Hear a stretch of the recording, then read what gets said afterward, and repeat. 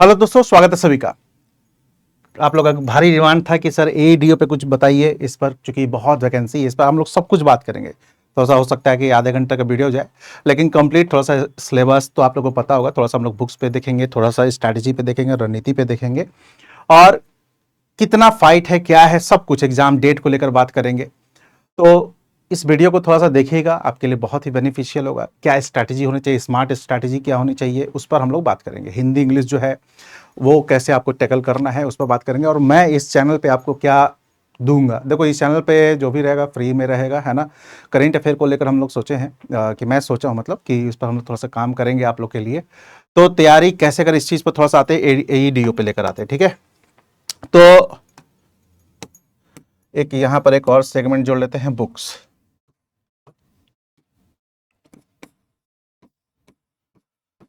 देखिए total form submit आप लोगों को पता है कि एक रिकॉर्ड बना है बीपीएससी में, है ना। एक रिकॉर्ड लगभग 10 लाख के आसपास, 10 लाख के आसपास फॉर्म पड़ गया है।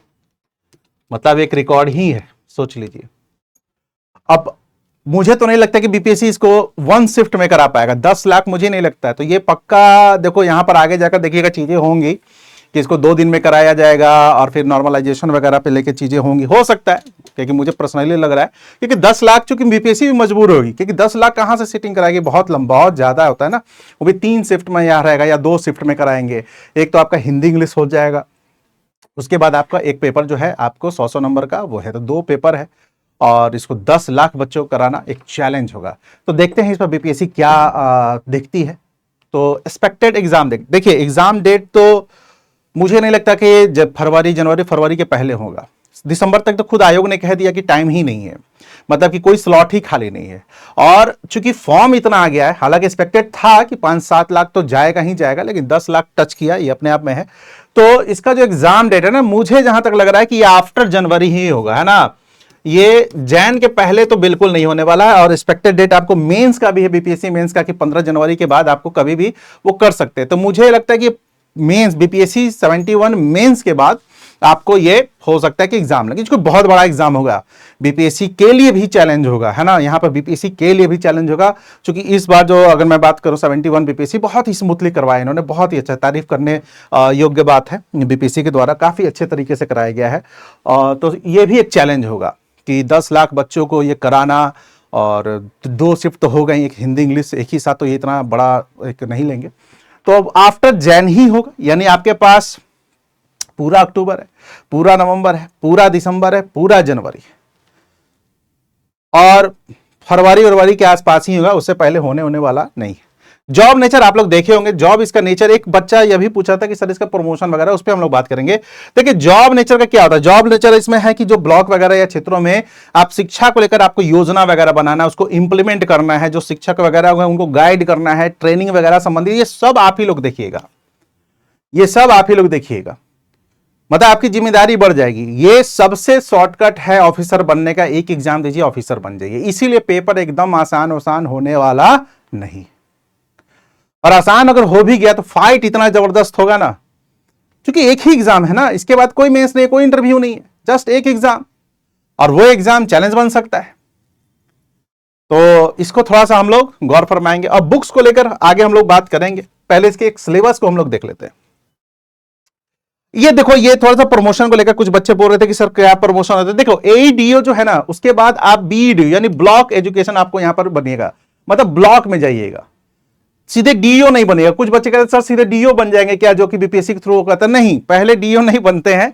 आपको एईडीओ के बाद बीईडीओ बनते हैं, ब्लॉक में बनते हैं। आप एजुकेशन ऑफिसर वहां पर रहिएगा, उसके बाद डीईओ बनिएगा।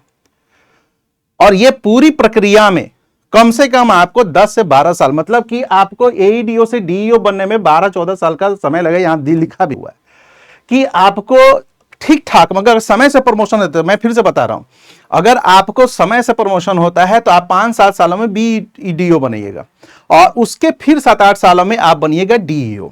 तो ये आपको एक प्रमोशन का सीक्वेंस है, जो ओवरऑल आपको 12-14 साल लग जाता है। मतलब अगर आपको डीईओ के पोस्ट पे जाना है ना, तो आपको प्रॉपर तरीके से अगर आपको प्रमोशन वगैरह होगा तो 10-12 साल आपको लग जाएगा। ये इंटरनेट से मैंने आपको किया है, वहां से चीजों को लिया है, वहां से जानकारी ली कि एग्जैक्ट कितना लगता है। हम तो अपने अकॉर्डिंगली अंदाजा लगाते हैं, थोड़ा सा इंटरनेट का भी हम लोगों ने दिया है, क्योंकि अब नेट का जमाना है तो वहां से हेल्प लेना बनता है। अब हम लोग आते हैं थोड़ा सा इस पे, ये आप लोगों को जानकारी होगा कि कुल पद जो है और ठीक ठाक पदों पे आपको यहां पर वैकेंसी निकल रही है। तो यहां 935 पोस्ट आप लोगों को दिख रहा होगा, जिसमें रिजर्वेशन में 319 है। एक चीज यहां ध्यान रखिएगा, यहां पर महिलाओं को, जो बिहार की महिला है उनका ही आरक्षण होगा 35%, जो कि आपको पहले कहा गया है बीपीएससी के द्वारा। क्लियर, ये आप लोग जानते होंगे। असली मुद्दा हमारा यहां से आ रहा है, असली मुद्दा यहां से। कई बच्चे सबसे पहले सिलेबस को समझिएगा, आप लोग क्या करते हैं ना, सिलेबस को गौर ही नहीं करते, आप लोग बस शुरू हो जाते नहीं। सबसे पहले बहुत ही बारीकी बिंदु से, अब जैसे कल बच्चा कोई कहा कि सर इसमें निगेटिव मार्किंग है, नहीं है, भाई आपको साफ साफ यहां लिखा हुआ है निगेटिव मार्किंग। प्रत्येक प्रश्न का अंक निर्धारित है एवं प्रत्येक गलत उत्तर के लिए 1/3 निगेटिव मार्किंग का प्रावधान है। ठीक है, तो बच्चे कह रहे हैं कि सर निगेटिव, इसलिए मैं कहता हूं कि कम से कम आप लोगों को इसका नोटिफिकेशन पढ़ना चाहिए ढंग से, सब कुछ आपको इसमें। हम लोग को क्या बीपीएससी को फोन करते हैं क्या?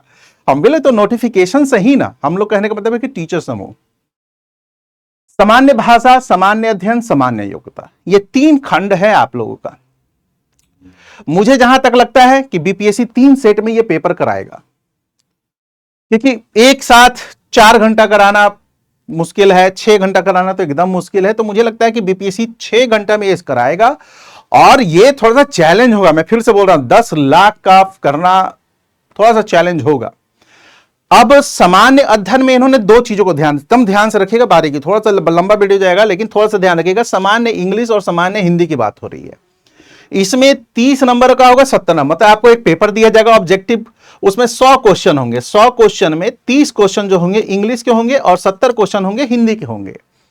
इसमें कह क्या रहा है कि ये सिर्फ और सिर्फ क्वालिफाई होगा और 30% लाना होगा इन बोथ लैंग्वेज। मतलब 30 क्वेश्चन का 30% कितना हुआ, 3 तिहाई 9। 9 क्वेश्चन आपको इंग्लिश में सही बनाने होंगे, 9 क्वेश्चन इंग्लिश में सही बनाने होंगे, और 7 तिहाई 21, और 21 क्वेश्चन आपको बनाने होंगे हिंदी में सही। इसको बहुत कैजुअल मत लीजिएगा, जो बच्चे हैं मैं पहले ही से बता दे रहा हूं। यहां भी निगेटिव मार्किंग है -1/3, क्योंकि यहां पर कुछ क्लियर ही इन्होंने किया ही नहीं है कि इसमें रहेगा कि नहीं रहेगा। सामान्यतः क्वालिफाइंग पेपर में निगेटिव मार्किंग नहीं रहता है। अब मैं सामान्यतः बात कर रहा हूं कि सामान्यतः क्वालिफाइंग पेपर में निगेटिव मार्किंग ये लोग नहीं करते हैं, लेकिन अगर यहां निगेटिव मार्किंग है तो ये 9 नंबर और 21 नंबर आपके लिए एक चैलेंज बन सकता है, अगर पेपर का स्तर थोड़ा सा अच्छा ही लोग करते हैं। क्लियर? इसके लिए क्या कीजिएगा, हिंदी के लिए देखो कुछ नहीं करना है।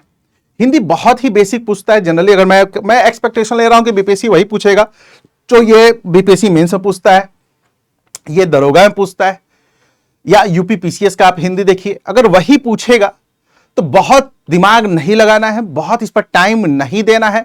5-7 चैप्टर जो है उसको अच्छे से कर देखो। एक तो प्रिसाइज राइटिंग जो होता है, संक्षेप में लिखो, एक तो उसमें नंबर आपको मिल जाता है, ठीक है, लेकिन ये वहां पर होगा, क्योंकि ये ऑब्जेक्टिव में जनरली होता है कि प्रिसाइज राइटिंग होता है, उसमें ऑब्जेक्टिव क्वेश्चंस होते हैं, उसको पढ़कर आपको करना होता है, वो एक इजी पोर्शन होता है।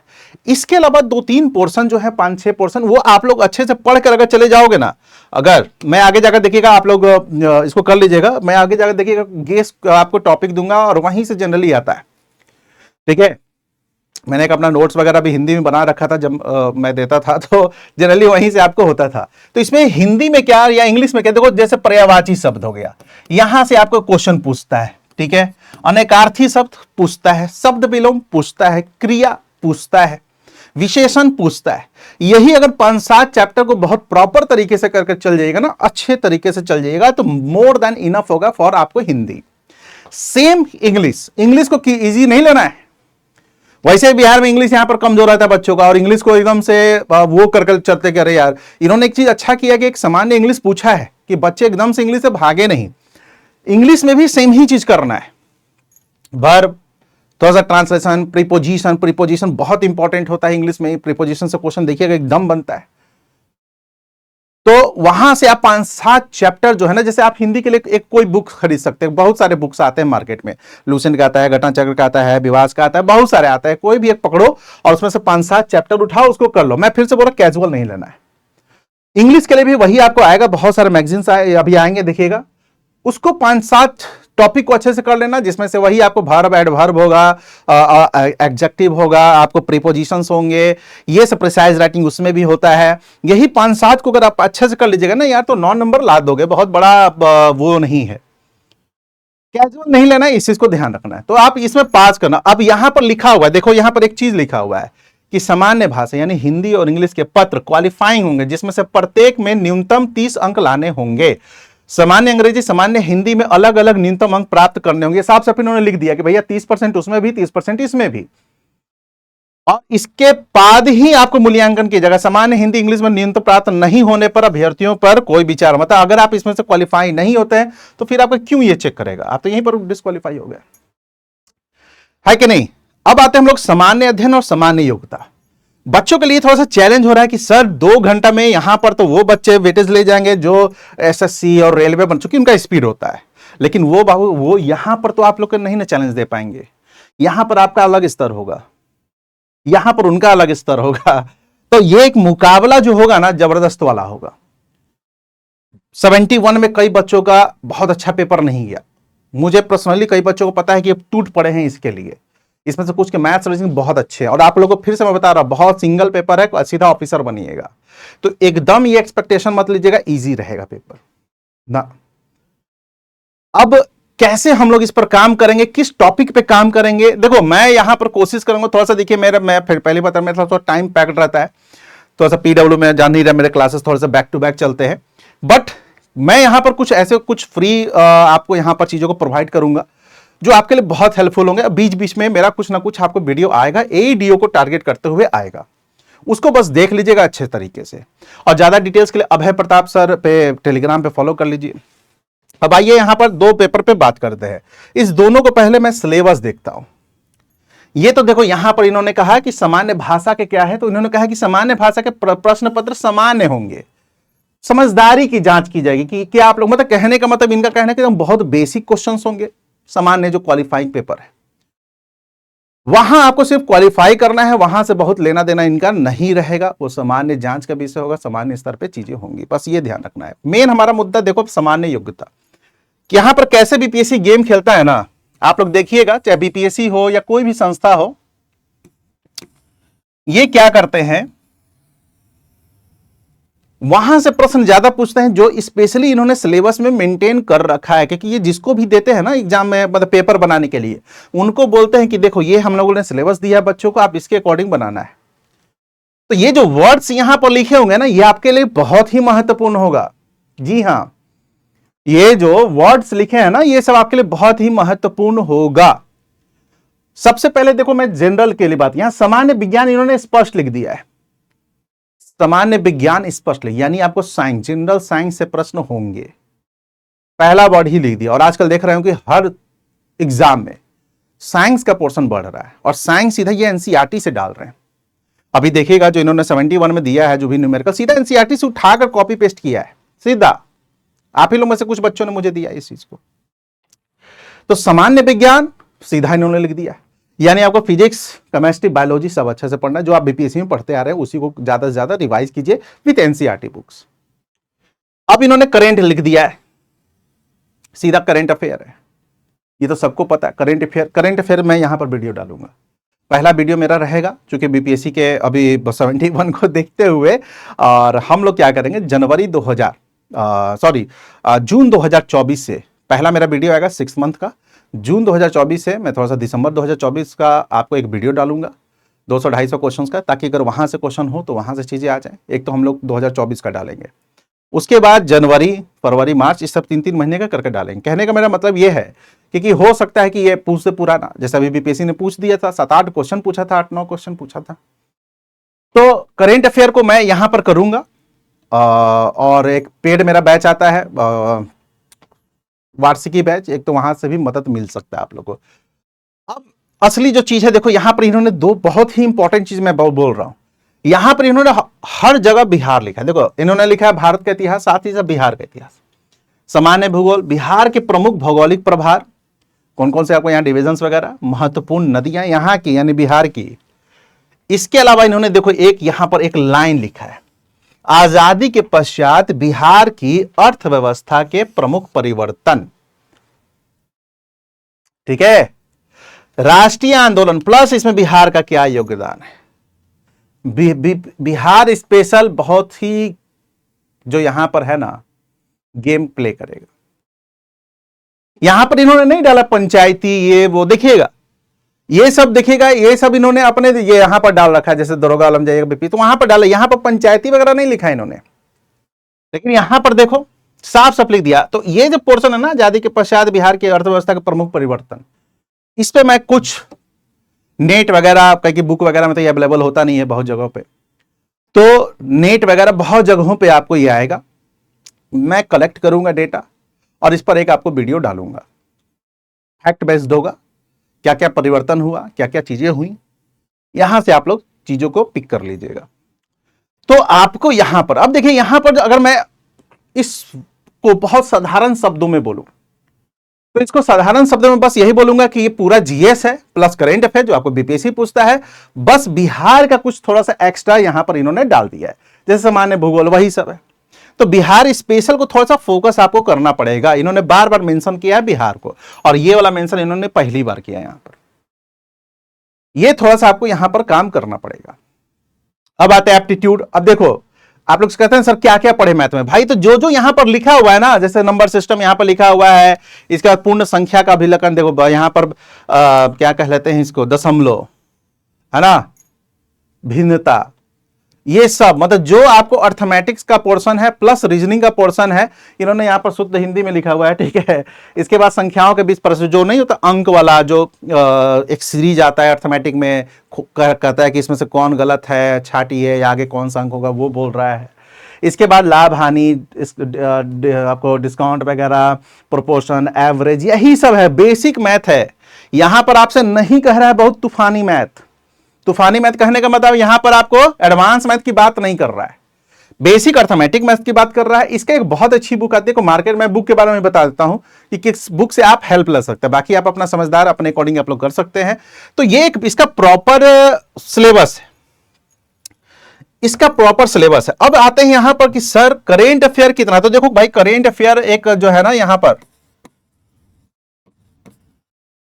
करेंट अफेयर्स, ये हम लोग आपको जून 2024 से करेंगे और एग्जाम के मंथ तक, कोई पेड चीजें नहीं है, कुछ भी यहां पर पेड नहीं है, सब यहां पर आपको है। ठीक है, तो एक तो ये हम लोग करेंगे यहां पर। बिहार स्पेशल के लिए कौन सा बुक, देखो बिहार स्पेशल के लिए आप लोग इम्तियाज अहमद कर सकते हैं, इम्तियाज अहमद, इसका दो बुक आता है, एक सब्जेक्टिव आता है एक ऑब्जेक्टिव आता है, आप चाहे तो दोनों को हेल्प ले सकते हैं।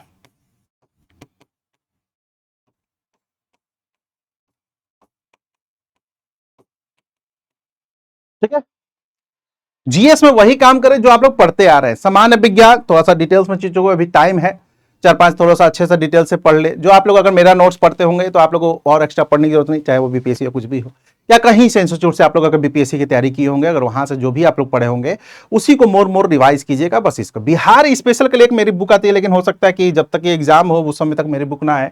अभी चूंकि काम ही कर रहा हूं तो थोड़ा सा फ्री हुए क्लासेस वगैरह से, तो थोड़ा सा बुक पे काम कर रहा हूं अपने।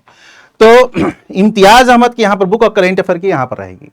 मैथ्स और रीजनिंग के लिए एक बहुत ही अच्छी बुक आती है आर.एस. अग्रवाल की, उसमें मैं इसलिए प्रेफर करता हूं ना कि वो अर्थमेटिक होता है, लेकिन उसमें बहुत ज्यादा आपको ये रहेगा प्रैक्टिस के लिए क्वेश्चन। देखो मैं यहां पे गूगल पे दिखाता हूं,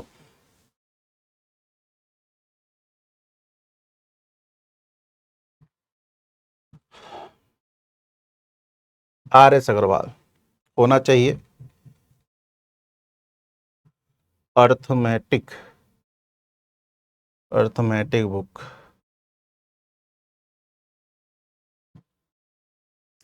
हाँ ये वाला, ये हिंदी में ये आता है, इंग्लिश में ये आता है, एस चांद का, ये देखिएगा, मेरे अकॉर्डिंग, बाकी अगर आप लोगों को कोई और अच्छा बुक है आपके अकॉर्डिंग तो आप लोग कर सकते हैं। इसमें एक्चुअली प्रैक्टिस बहुत होता है।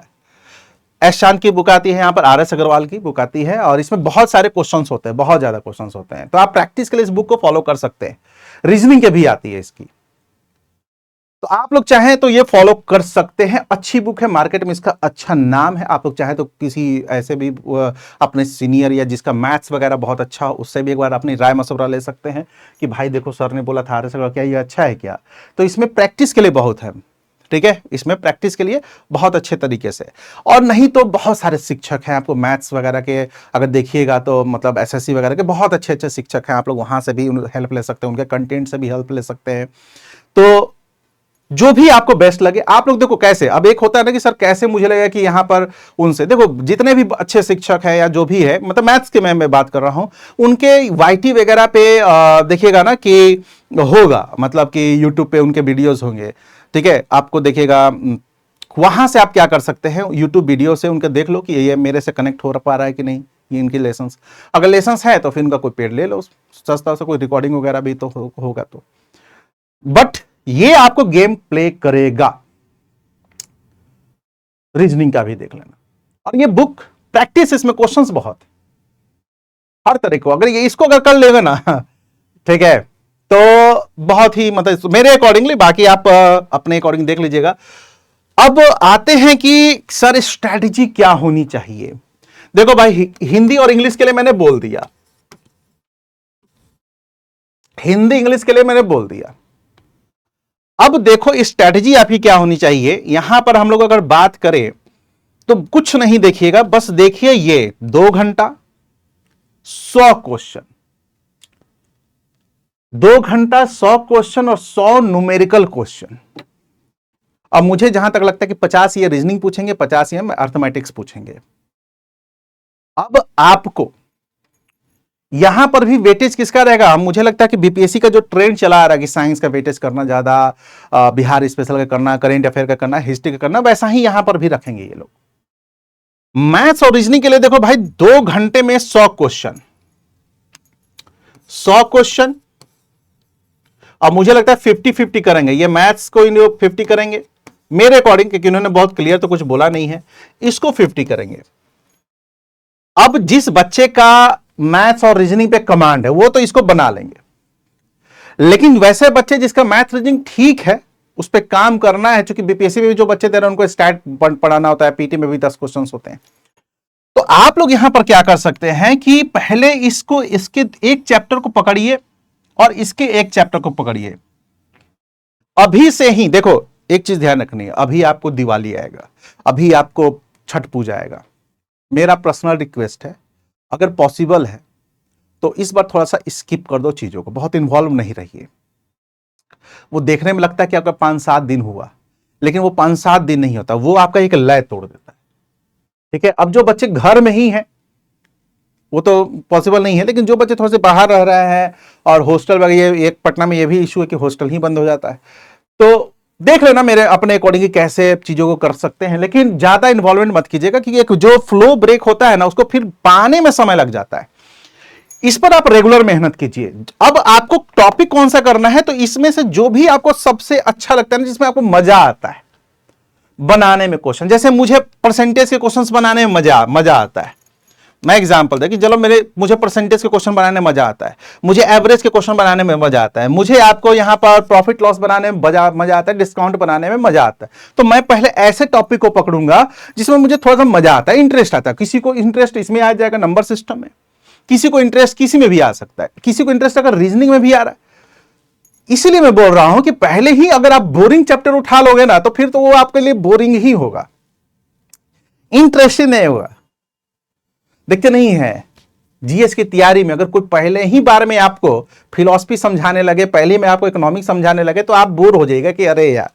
क्यों देखते हैं कि ज्यादातर बैचेस वगैरह जो है हिस्ट्री से स्टार्ट होता है, ज्योग्राफी से स्टार्ट होता है, क्यों होता है? क्योंकि ये ऐसे विषय ना तो कि थोड़ा सा इंटरेस्टिंग विषय होते हैं, बच्चे थोड़ा सा कनेक्ट करते हैं, और उसी कारण से आपको बोर नहीं लगेगा और आप चीजों को लेकर इन्वॉल्व होते हुए अपने टारगेट को पूरा कीजिएगा। वैसा ही इसमें भी है, जिस चैप्टर में आपको मन ज्यादा लगता है वहां से शुरू करो। अगर आपने कोई कोर्स पढ़ खरीद लिया है तो जैसे शिक्षक जो समझा रहे हैं वो यहां से स्टार्ट करो। लेकिन आपको क्या करना है ना कि आप यहां तक जो भी दिया हुआ है इन सब टॉपिक्स को, इसको इंग्लिश कर लेना भाई, है ना, चूंकि शुद्ध हिंदी है, इसको इंग्लिश कर लीजिएगा। इसको आप लोगों को क्या करना है, हर टॉपिक को अच्छे से कर लेना कंप्लीट। एक टॉपिक पकड़िए, उसको अच्छे से कीजिए और पूरा प्रैक्टिस कर लो। दूसरा टॉपिक पकड़ो, अच्छे से करो, पूरा प्रैक्टिस कर लो। फिर से बोल रहा हूं, वो बच्चे जिनका मैथ और रीजनिंग अच्छा है उनके लिए तो ये इशू नहीं है, उनके लिए इशू ये है जो आपके लिए बहुत बड़ा इशू नहीं है। ठीक है, अब आपको यहां पर काम करना होगा। इसको एवरेज, जिसमें थोड़ा सा इंटरेस्ट है उस पे यहां से उठाइए और उस पे काम करना शुरू कर दीजिए। इंटरेस्टेड टॉपिक पे काम करना शुरू कर दीजिए अभी से ही। मन नहीं लग रहा लेकिन बनाइए, नहीं तो भूल जाइए। भैया 10 लाख बच्चे हैं और उसमें से 4-5 लाख तो ऐसे बच्चे होंगे जो कि बहुत ही सीरियस होंगे। हाँ, 4-5 ही लाख बहुत सीरियस होंगे, उसमें से आप रहिए। बहुत हाई कंपटीशन है, 935 पोस्ट है। ऐसा भी नहीं कि आपको 50,000 पोस्ट निकाल दिया बीपीएससी। बहुत हाई कंपटीशन, बहुत आपको हाई कट ऑफ जाएगा। कट ऑफ इसका बहुत हाई जाएगा, मैं अभी से बता रहा हूं। कंपटीशन बहुत है, 10 लाख बच्चों ने फॉर्म भरा है। एईडीओ में फिर से बता रहा हूं 10 लाख बच्चों ने फॉर्म भरा है।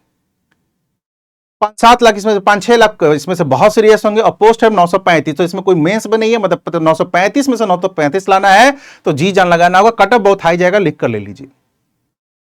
ठीक है, तो आपको यहां पर फोकस करना है और यहां पर बनाना। अब अभी से ही कीजिए, आपको टारगेट यह होना चाहिए। अब अभी से सेट मत बनाने लगना। आप लोग के साथ बीमारी क्या है ना कि आप लोग पढ़ते नहीं है, सेट बनाना शुरू कर देते हैं। अरे भाई सेट उस समय बनाइएगा ना कि जब पढ़िएगा, जब उस चीज को रिवाइज कीजिएगा तब ना सेट बनाओगे। पढ़े नहीं है, सेट बनाना शुरू। कल एक बच्ची मैसेज की कि सर कौन सा सेट ले, तो मैंने पूछा तुम्हारे मैथ और रीजनिंग कैसा था? ठीक ही है। अरे भाई कहां बुद्धि है तुम्हारा, ठीक ही है को ठीक करो। कहने का मेरा मतलब है कि सब टॉपिक पढ़िए तब सेट लगाओ ना। सेट उस समय लगाया जाता है कि जब भाई मैंने पढ़ा है कि मेरा क्या पोजीशन है। पढ़े हैं नहीं, सेट लगाओगे तो अपना टाइम बर्बाद कर रहे हो, बिल्कुल बर्बाद कर रहे हो।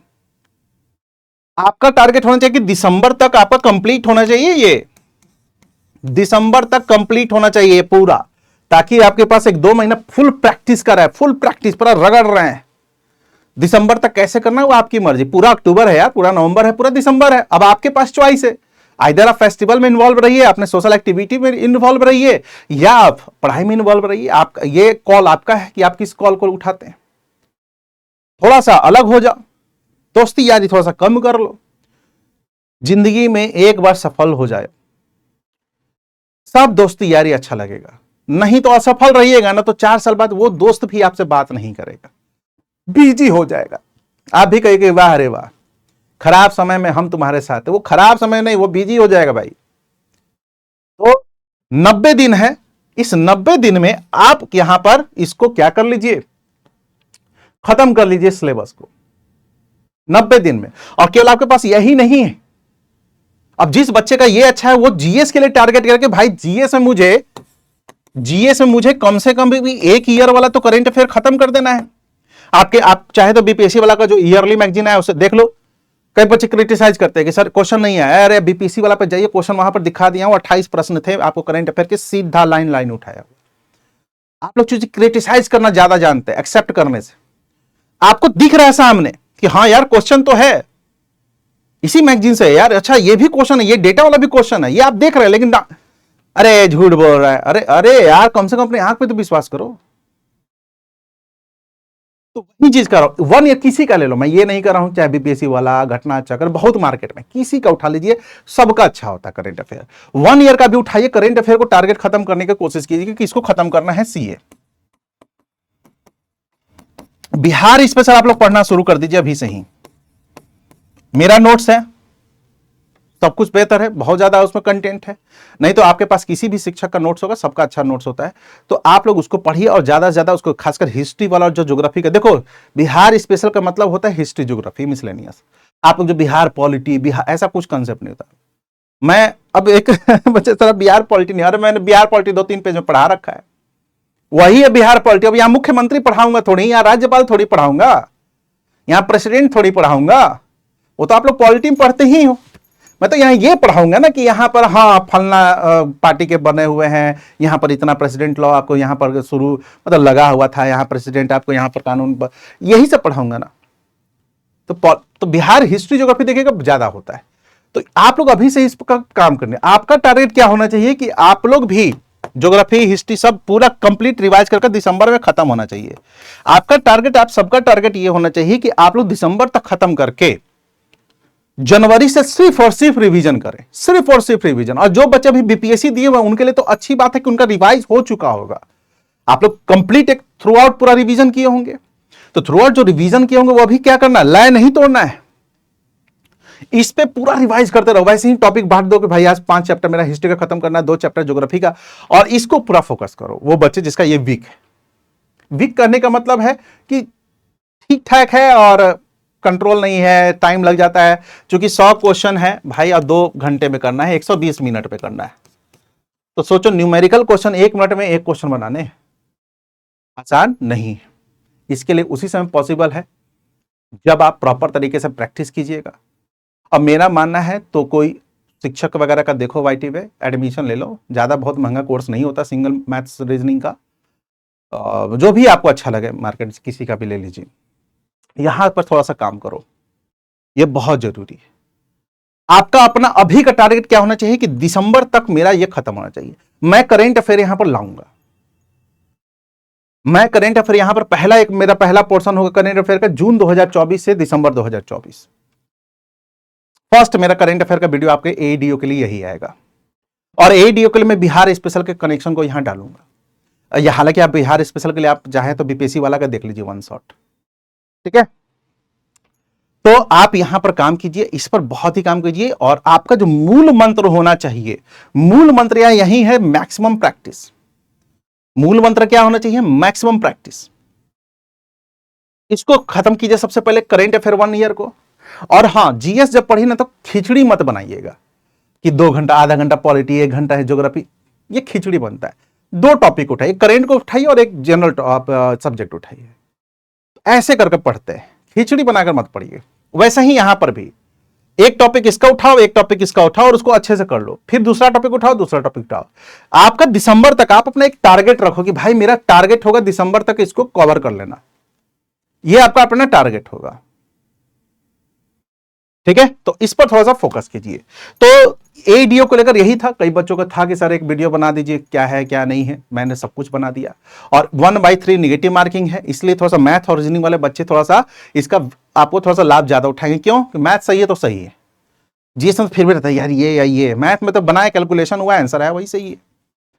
तो काम थोड़ा सा करना पड़ेगा। पदाधिकारी बनना, अधिकारी बनना है, तो इस पर काम आपको ज्यादा होना पड़ेगा। तो चलिए, हमारा वीडियो आते रहेगा एडीओ पे, तो मिलते हैं फिर से, है ना। थैंक यू, धन्यवाद।